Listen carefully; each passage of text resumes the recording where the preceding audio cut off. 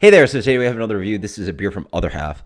Super crazy that, Other Half's everywhere now. Like they're in DC, upstate, multiple places in New York City. And then also now they're going to be opening up in Chicago. So we get distribution of their beer.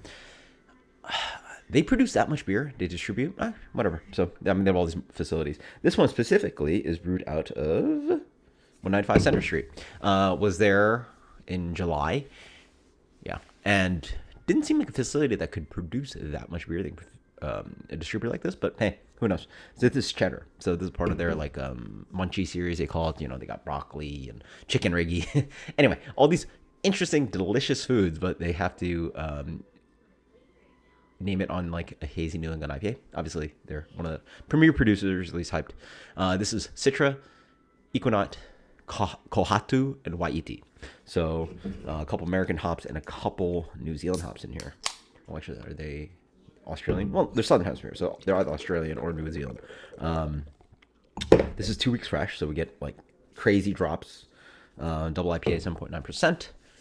Really cool that we get it. So very excited.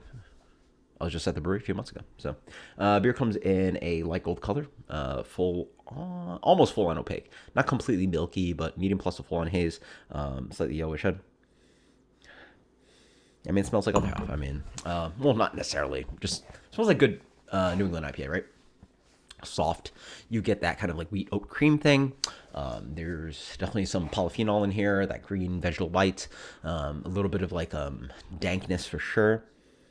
Definitely some New Zealand thiols. So I'm getting gooseberry, Sauvignon Blanc, tons of Sauvignon Blanc, fresh cut grass, melon, a lot of melon character. I'm getting star fruit for sure, a little bit kiwi. Wow, a little bit of that depth of orange. So the really cool thing is that the Waiti and Kohatu are like the top notes, and then underneath you get that really juicy citrus orange, ripe orange citra note. Complex nose, a little bit gasoline, a little dank. Cheers. Awesome. Yeah, that's the Other Half hazy. Yeah, right par for what they do. In general, the beer is very orangey on the palate. So despite the aromatics having a little bit of that top note, that file heavy kind of like New Zealand thing, this is just like citra for days. This is on the palate a prototypical, difficult work class, just prototypical, very, very good version of New England Hazy IPA. Chunky mouthfeel, tastes like orange juice. It's citra laden. It's just orange for days. Like it just can't stop with orange juice. It just tastes like citra orange juice for days.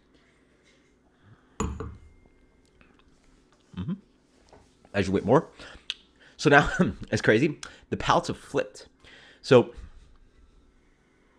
well, I was going to top note on the nose, and then the base tone was orange. Here, it's almost like orange. I guess orange is the base, but it's sort of the main theme of the main theme on the nose was like a little bit thiol heavy. Here, and dank. Here, it's more main theme is driving with the citra and the orange and all that stuff, and then you get an extra accentuated flavor of those thiols that I was getting on the nose. So creamy, rich, sweet, oat creamy mouthfeel without cloying. And then there's this like little sprinkle here and there of thiols. And thiols I'm going with the New Zealand hops. I'm calling definitely the gooseberry, Sauvignon Blanc character, some passion fruits, star fruit for sure.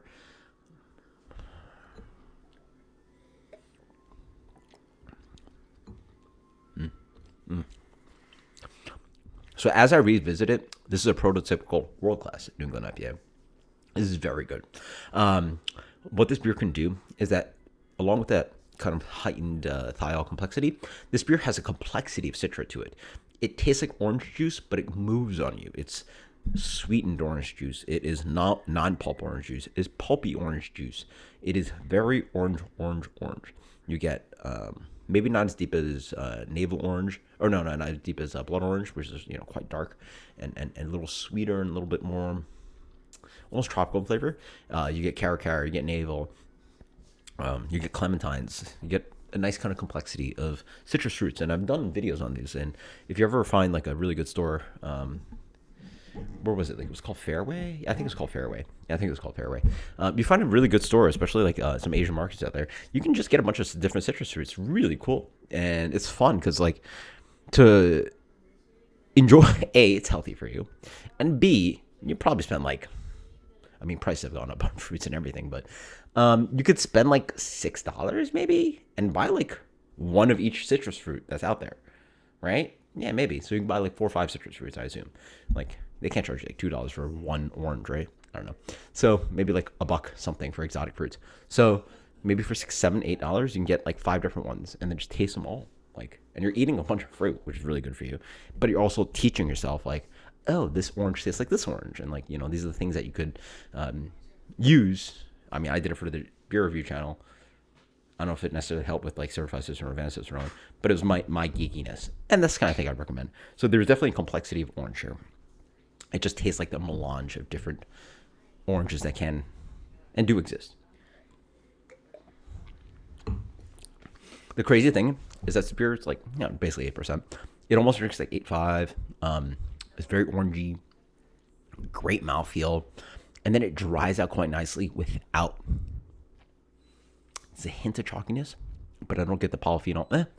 You see, this is exactly where it hits. There's just that, like the hair of the chalkiness to round out the mouthfeel, and just a hair of the polyphenol to make it like a little bit complex and green on the back end, because just overloading some hops, like just tasting that's okay.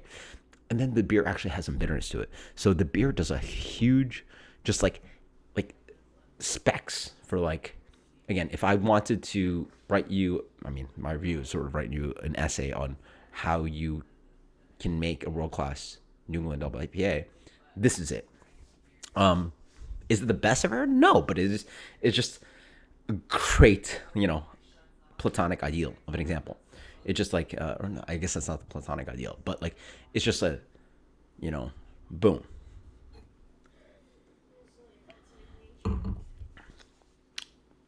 Yeah. Yeah. That's exactly it. It's just straight down the middle. Like, I mean, it's not easy to throw a 99 mile an hour fastball, or let's say like 97.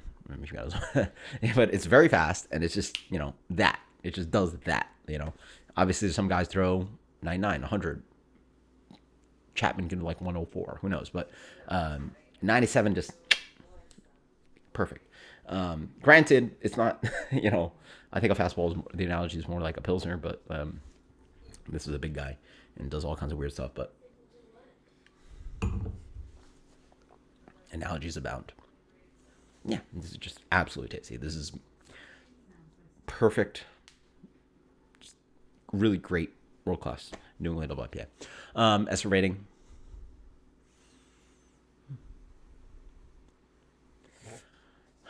impression is there. Wow, I'm actually really impressed with this beer.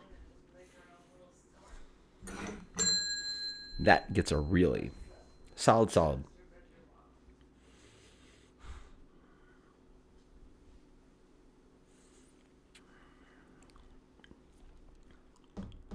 98 plus. 98 plus. Yeah, 90 plus. I like it. I actually don't believe at the brewery, which I had a flight, blah, blah, I may or may not have had a beer better than this. It's actually really good. And it's like 2 weeks old. Obviously, less fresh than what I had at the brewery. But man, it's crazy. We can get fresh beer, 98 plus, world-class quality from Other Half, all the way from New York, over 1,000 miles away. Tasty, Cheddar. Other Half crushing it. So I've been disappointed by some beers. They do drop here, then they get old, and they're expensive, blah, blah. But this one crushed. Until next time, guys. Cheers later.